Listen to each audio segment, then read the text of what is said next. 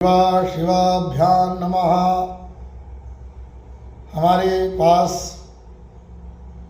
धर्मनिष्ठ महानुभावों का प्रश्न आ रहा है कि नवरात्रि का पारण कब किया जाए, एक प्रश्न है। दूसरा ये है कि नवमी व्रत कब किया जाए, अष्टमी व्रत कब किया जाए। ये तीन प्रश्न हैं। तो मैं बताना चाहता हूँ कि अष्टमी व्रत जो है वो 26 तारीख को है, बृहस्पतिवार को, क्योंकि 26 तारीख को अष्टमी दिन में 2:15 तक है, इसलिए अष्टमी व्रत वही माना जाएगा। और नवमी व्रत जो करना है वो 27 मार्च को, क्योंकि नवमी उस दिन दिन में 12:02 तक है काशी के अनुसार, तो शुक्रवार को नवमी है। और आपको पारण करना है दशमी में, माने शनिवार को पारण करना है, ये बात समझ लो। लेकिन आजकल के लोग चाहे पंचांगकार हो या और लोग हो, पारण के पीछे पड़ गए। कहते हैं नवमी का पारण नवमी में कर लो, कुछ लोग बता रहे हैं, कुछ लोग बता रहे नहीं, जैसे नवमी खत्म हो जाए दशमी में पारण कर लो। बताओ ये कौन सा नियम है कि दशमी में पारण कर लो तुरंत।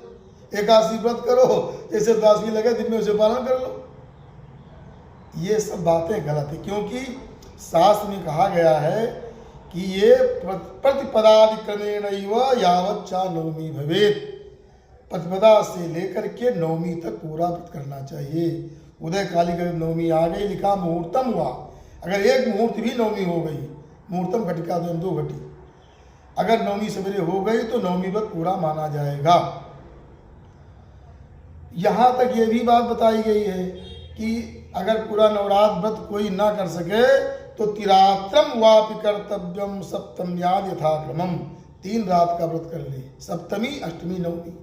और ये सब लोग नवमी गायबे कर देते हैं, तो 2 दिन व्रत बचा, तीसरा दिन कहाँ से सप्तमी अष्टमी नवमी लाएंगे। समझने सिंधु से मैं प्रमाण दे रहा हूँ और कई ग्रंथों का है।